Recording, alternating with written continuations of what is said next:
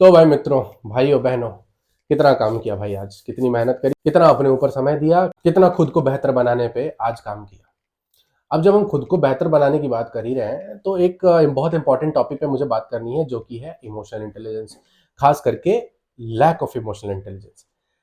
Lack of emotional intelligence एक बहुत बड़ी प्रॉब्लम है, ठीक है, जिस पे लोग बात नहीं करते, जिस पे लोग सोचते नहीं है, इंट्रोस्पेक्ट नहीं करते हैं, और ये कहीं ना कहीं बढ़ती जाती है। और इससे रिलेशनशिप्स, हम खुद एज अ पर्सन बहुत ज़्यादा गंदे तरीके से डिस्ट्रॉय होते हैं। अब लैक ऑफ इमोशनल इंटेलिजेंस सबसे ज़्यादा डैमेजिंग कब होती है? एक सिचुएशन होती है, जो बहुत सारी सिचुएशन से लाइफ में आती है, जहाँ पे कि कॉन्फ्लिक्टिंग सर्कमस्टांसेस आते हैं, जहाँ पे कि आर्ग्यूमेंट्स होते हैं, बहस होती है। अब इस सिचुएशन में जो लैक ऑफ इमोशनल इंटेलिजेंस है, वो एक इंसान को ऐसे डिफेंसिव स्टेट पे लेके जाती है, जहां पे वो अपने आप को बचाने के लिए सामने वाले के कैरेक्टर पे धड़ाधड़ वार करता है और उसके कैरेक्टर को डिस्ट्रॉय करता है।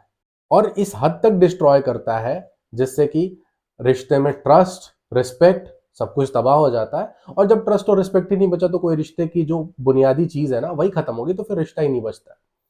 ठीक है, हम एक वीडियो देखते हैं सबसे पहले। ठीक है, उसमें एक बहुत ज्यादा अच्छा विजुअल रिप्रेजेंटेशन है इस चीज का।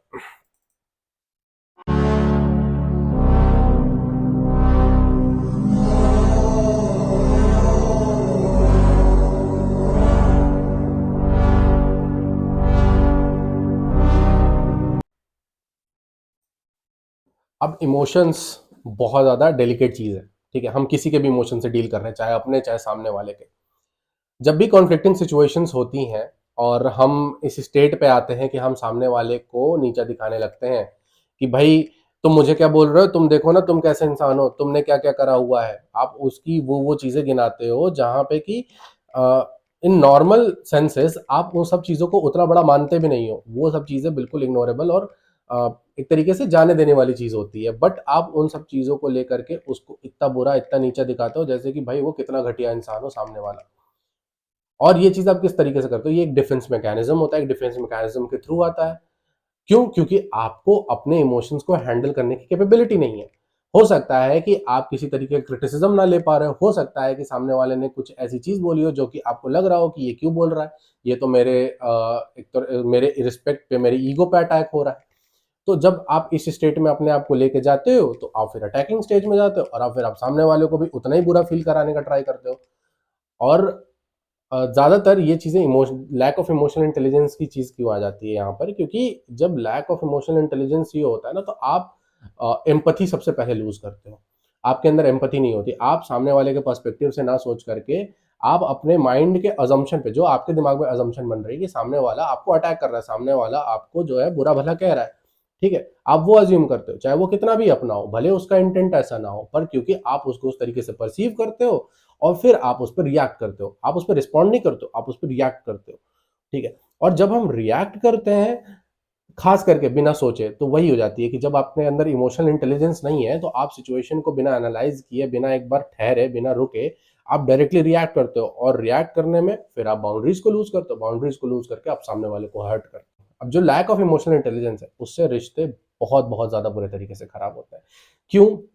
क्योंकि देखो, कोई भी रिश्ता है यार, देखो हमेशा वो जो होता है ना, फेरी टेल नहीं चल रही है जहाँ पे हर सब चीज बहुत अच्छा अच्छा हो रहा है। ठीक है, वहां पे आर्ग्यूमेंट्स होते हैं। क्यों? क्योंकि कॉन्फ्लिक्ट्स होते हैं, बहुत सारी सिचुएशंस ऐसी आती हैं। अब आर्ग्यूमेंट्स जब होते हैं और आपके अंदर इमोशनल इंटेलिजेंस की कमी है, तो फिर आप जो है एक टॉक्सिक स्टेट में चले जाते हो इन अ वाइल।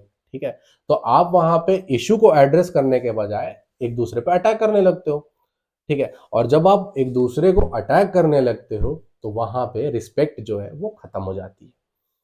क्योंकि जब रिस्पेक्ट रहता है तो आप हमेशा सोच समझ के बोलते हो, बट जब रिस्पेक्ट खत्म हो जाती है तो फिर आप बिना सोचे समझे कुछ भी बोलते हो। कुछ भी, भले उसका सेंस बनता है नहीं बनता है, वो चीज़ कितनी सिग्निफिकेंट है नहीं है, बट आप बोलते हो। और जब रिस्पेक्ट खत्म तो रिलेशनशिप का सबसे फाउंडेशनल जो स्टोन होता है वही खत्म। अब जो क्या होता है, जब जितनी बार ये चीजें रिपीट होती जाती हैं, अब कॉन्फ्लिक्ट्स भी नहीं रिजॉल्व हो रहे हैं, उस पर फिर इस तरीके की चीजें भी इकट्ठा हो रही हैं, तो फिर रिलेशनशिप फाउंडेशन लेवल से ही डिस्ट्रॉय हो जाता है। अब उसके बाद से फिर क्या हो जाती है चीज? अब इसको बहुत सारे लोग कहेंगे कि ये बीवी के साथ ही होएगा, पार्टनर के साथ ही होएगा। ऐसा नहीं होता है। अगर एक इंसान के अंदर इमोशनल इंटेलिजेंस की कमी है तो वो उसके सारे रिश्तों पे उसका स्पिल ओवर इफेक्ट दिखेगा ही दिखेगा। ठीक है, वो सबसे पहले तो उस इजी टारगेट पे अटैक करेगा जो भी उसके लिए उसको लगता है कि हाँ हम इस पे हावी हो सकते हैं। अब वो उसके सिबलिंग्स हो सकते हैं, पार्टनर के अलावा उसके फ्रेंड्स हो सकते हैं। अब वहां पे भी सेम चीज रिपीट होती है कि आपने जो है अपने इमोशंस को चेक में नहीं रखा, आपके इमोशंस की अवेयरनेस आपको नहीं है। ठीक है, आप उसे कंट्रोल करना नहीं जानते हो, आप मिसकम्युनिकेट कर रहे हो, आपको मिसकम्युनिकेशन हो रही है, आप किसी चीज को मिसअंडरस्टैंड कर रहे हो, उसके बेसिस पे आप एक अलग तरीके का जजमेंट बना रहे हो, और फिर भैया उसका ripple effect and attacking mode चालू। अब इससे जो सारे रिश्ते होते हैं ना वो खराब होते हैं। क्यों? क्योंकि बुरा तो सबको लगता है। अगर आप किसी के भी कैरेक्टर को अननेसेसरली जा करके अटैक करोगे तो बुरा तो उसको लगेगा ही। और फिर जो ये स्कार्स होते हैं वो इतने गहरे होते हैं, क्योंकि हम एक चीज को कहते हैं ना कि हथियार और तलवारें भी उतना जख्मी नहीं करती जितना शब्द जख्मी करते हैं। कि तीर कमान से और बात जबान से एक बार निकल जाती है तो वापस नहीं आती। और जब दोनों चीजें हिट करती हैं तो वो डैमेज ही क्रिएट करती हैं। तो जब डैमेज क्रिएट होएगा तो वो बार बार जितना ज्यादा स्कारिंग होगा वो फिर एक ऐसी स्टेट में चला जाता है जो रिवर्सिबल नहीं होता है। फिर वो हमेशा हमेशा के लिए आपके रिश्ते खराब हो जाते हैं। अब इससे क्या सिर्फ रिश्ते खराब हो रहे हैं? आप एज अ पर्सन इस पे कोई इम्पैक्ट नहीं है? बिल्कुल है। क्यों? क्योंकि जब आप इस तरह की चीजें करते हैं तो आपका दिमाग थोड़े टाइम पे शांत तो होगा ही। अब जब शांत होता है तो आप थोड़ा इंट्रोस्पेक्ट करते हो। आप ये देखते हो कि यार मैंने तो कंट्रोल लूज कर दिया, मैंने तो ये चीज कर दी। आपको गिल्टी फील होता है, आपको बुरा फील होता है। फिर ये आपके सेल्फ स्टीम पे भी अटैक करता है। क्यों? क्योंकि ऐसी सिचुएशन में आपका विल पावर इतना बुरा हुआ पड़ा है कि आप अपने इमोशंस को चेक में नहीं रख पा रहे हो। तो जब विल पावर पे कंट्रोल नहीं होता है और विल पावर जब आपको रियलाइज होता है कि मेरी विल पावर इतनी कमजोर है तो उससे सेल्फ स्टीम भी अफेक्ट होती है।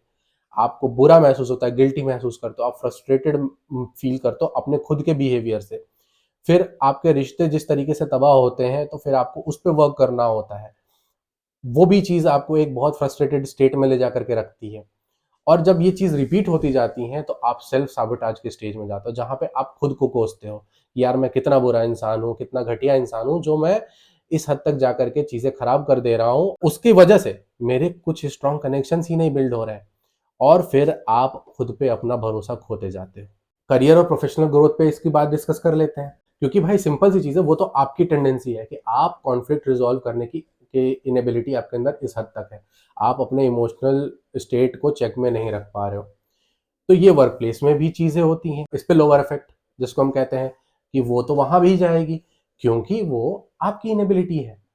ठीक है, तो वो वहां भी दिखेगी। आप जो है अपना कंट्रोल लूज कर दोगे। आप अपने कोलीग्स को या फिर अपने साथ में काम करने वाले लोग, चाहे वो स्टाफ हो, किसी भी लेवल का स्टाफ हो, आप उनको जाकर के ऐसी चीजें बोलोगे जो कि बहुत ज्यादा हर्टफुल लेवल पे होंगी। अब क्योंकि रिलेशनशिप जब होती है, जैसे होता है आपकी वाइफ, आपका पार्टनर, आपके घर वाले, तो एक बार को उस चीज को जाने भी दें। बट वर्क प्लेस में तो बिल्कुल अनफॉरगिवेबल चीज बन जाती है, उसकी तो कोई माफी ही नहीं है। उससे तो फिर आपका एक कैरेक्टर जजमेंट बन गया। वो आपको लोग उसी तरीके से जज करेंगे चाहे सिचुएशन जैसी भी हो। क्योंकि सिंपल सी चीज है, आपकी इमेज जितनी ज्यादा लोगों में अच्छी होगी, जितना आप लोगों की नजर में एक अच्छे इंसान हो गए, एक बेहतर इंसान हो गए, तो आपके लिए अपॉर्चुनिटीज के दरवाजे उतने खुले होंगे। बट अगर आप ऐसे ही स्टैब्लिश हो जाते हो कि भाई ये इंसान के पास तो कंट्रोल ही नहीं है, ये तो गुस्से में कुछ भी बोलता है, ये तो भाई इसके पास कुछ समझ नहीं है कि इसको कैसे बोलना है, कैसे कहना है, इस गुस्से में तो कुछ भी बोल जाता है, अगर ये इमेज बन गई तो भाई आपके लिए अपॉर्चुनिटीज का आना भी रिस्ट्रिक्ट हो जाता है। इमोशनल इंटेलिजेंस को डेवलप करने की हम आगे बात करेंगे, बट उसके पहले एक चीज हम ये डिस्कस कर लेते हैं कि बहुत सारे लोग इस चीज को ये कहते हैं कि ये जेंडर स्पेसिफिक इशू है। खास करके हम एक स्टीरियोटाइप बना देते हैं कि लड़कियों के अंदर या वुमेन्स के अंदर इमोशनल इंटेलिजेंस की बहुत कमी होती है, लड़के ज्यादा इमोशनली केपेबल होते हैं। ऐसा कुछ नहीं होता है। ये एक ह्यूमन टेंडेंसी है और ये बड़ा मात्रा में पाई जाती है, चाहे वो लड़का हो चाहे लड़की हो। डिपेंड करता है कि किस तरह की सिचुएशन में उसने आपको बेहतर किया है, नहीं किया है।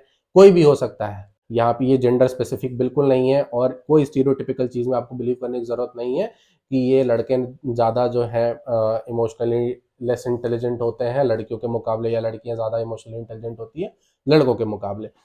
इन सब चीज़ों पे हमें नहीं सोचना है। ये एक ह्यूमन टेंडेंसी है और इमोशनल इंटेलिजेंस एक स्किल है जिसे हमें लाइफ टाइम अपने आप को बेहतर करते जाना है, उस पर हमें वर्क करना है। अब इमोशनल इंटेलिजेंस पे वर्क करने का जो सबसे सबसे की एस्पेक्ट होता है, ये सेल्फ अवेयरनेस। आप अपने आप को लेकर के जितना ज़्यादा अवेयर रहेंगे उतना ज़्यादा आप अपने इमोशंस को कंट्रोल कर पाएंगे। आपको ये चीज़ पहचाननी होगी कि आपके एंगर को क्या क्या चीज़ें ट्रिगर करती हैं, आप डिफेंसिव मोड में कब जाते हो, अटैकिंग मोड में कब जाते हो, उन सारे ट्रिगर्स को आइडेंटिफाई करना होगा। तभी आप समझ पाओगे कि इससे हमें डील कैसे करना है, हमें किस सिचुएशन में कैसे उन ट्रिगर्स को अवॉइड करना है। और इसका एक सबसे बड़ा की रूल होता है, वो होता है रिएक्ट करने से पहले थोड़ा पॉज लो। किसी ने अगर कुछ भी बोला, हो सकता है कि वो हर्टफुल हो सकता है, उसका इंटेंट भी हर्टफुल हो सकता है, बट स्टिल एक बार को आप पॉज करो, एक बार को आप जो है ये सोचो कि सामने वाले का पर्सपेक्टिव क्या हो सकता है, क्या वो मुझे सच में हर्ट करना चाहता है या फिर क्या। ये होती है एम्पथी। एम्पथी को जितना हम प्रैक्टिस करेंगे, हमारी इमोशनल इंटेलिजेंस उतनी ज़्यादा बेहतर होती जाती है। ठीक है, हम डायरेक्टली कंक्लूजन्स पे नहीं जंप करते हैं, हम सवाल पूछते हैं, हम अजम्पशंस पे नहीं आते हैं, हम डायरेक्ट जो है हम सबसे पहले सवाल पूछते हैं कि भाई तुम्हारा जो ये तुम्हारा जो ये पर्टिकुलर ओपिनियन है, ये पर्टिकुलर पॉइंट ऑफ व्यू है, ये कहाँ से आ रहा है, किस तरीके से आ रहा है, तो आप उसको समझने की कोशिश करते हो। तो इसका मतलब है कि आपके अंदर एक सीख करने की कैपेबिलिटी आ जाती है रादर देन टू रिएक्ट। तो इस चीज से आपकी इमोशनल इंटेलिजेंस जो है वो बेहतर होती जाती है, और फिर आपकी जो अटैकिंग टेंडेंसी है वो भी धीमे धीमे करके कम होती जाती है। आप ब्लेमिंग सिचुएशन में नहीं जाते हो, अटैकिंग सिचुएशन में नहीं जाते हो। क्यों? क्योंकि आपका डिफेंस मैकेनिज्म जो है वो गिरता जाता है। आप डिफेंस मैकेनिज्म को इतनी जल्दी ट्रिगर नहीं करते, क्योंकि आप ये चीज समझते हो कि हर कोई यार हमें अटैक करने नहीं बैठा हुआ है। ठीक है, और इस चीज का हमें हमेशा ध्यान रखना है कि इमोशनल इंटेलिजेंस एक स्किल है, एक लॉन्ग टर्म स्किल है, जिसपे हमें लंबे समय तक काम करते रहना होगा। हमें एक फीडबैक लूप बना करके उस पर वर्क करते हुए उस पर बहुत ज़्यादा मेहनत और टाइम देनी पड़ेगी, तभी जा करके वो चीज़ डेवलप होगी। और इसका एक बहुत बड़ा पॉइंट है जो कि शायद कितना रिसर्च से प्रूवन है नहीं प्रूवन है आई डोंट नो, बट जो जब हम खुद पे काम करते हैं एक्चुअली मतलब जो होता है सेल्फ कॉन्फिडेंस, हमारा सेल्फ कॉन्फिडेंस जितना ज़्यादा बेहतर होता है एज अ पर्सन, हम जितना खुद को डेवलप करते हैं, तो फिर जो है हम उतने ज़्यादा सिक्योर स्टेट में पहुंचते जाते हैं। और जितना ज़्यादा हम सिक्योर स्टेट में पहुंचते जाते हैं, तो हम वो चीज़ हमारे इमोशनल इंटेलिजेंस पे भी एक पॉजिटिव इम्पैक्ट डालती है, जहाँ पे कि हमारा इमोशनल इंटेलिजेंस बढ़ता जाता है। हम हमारे रिश्तों से हैं, और हमारे रिश्ते जितने ज़्यादा मजबूत होंगे हम उतने ज़्यादा मजबूत होंगे, और जितने ज़्यादा हम इमोशनली मजबूत होंगे उतने ज़्यादा हमारे रिश्ते मजबूत होंगे। तो ये चीज़ को आपको समझना बहुत ज़रूरी है, मुझे समझना ज़रूरी है। तो इस पे साथ में मिलकर काम करते हैं, क्योंकि करियर में बेहतर होने का सबसे बड़ा इंपॉर्टेंट रोल ये भी है कि हम खुद कितने बेहतर हैं। तो भाई खुद पे काम करो, अपने इमोशनल इंटेलिजेंस पे काम करो, एक बेहतर इंसान बनाओ अपने आप को। और जितना ज़्यादा आप अपने ऊपर काम कर सकते हो काम करो भाई, जितना ज़्यादा मेहनत कर सकते हो करो, अच्छा कंटेंट कंज्यूम करो, अच्छे लोगों से मिलो, ज़्यादा से ज़्यादा अच्छी बातें करो। ठीक है, जितने नेगेटिव गॉसिप्स बेकार की चीज़ें हैं उन सब चीज़ों को दूर रखो, अपने दिमाग को क्लटर फ्री रखो, और प्लीज़ प्लीज़ प्लीज़ अपने ऊपर काम करो। ठीक है, मिलते हैं इसी तरह के कुछ नए एक्सप्लोरेटरी, नए तरीके के कॉन्सेप्ट पे, नए तरीके की वीडियो पे, जहाँ पे मैं अपने ओपिनियंस को एक डिटेल्ड एक्सप्लोरेशन वे में आपसे शेयर करूंगा। तब तक के लिए बाय बाय, काम करो, इम्प्रूव करो, मिलते हैं, सी यू।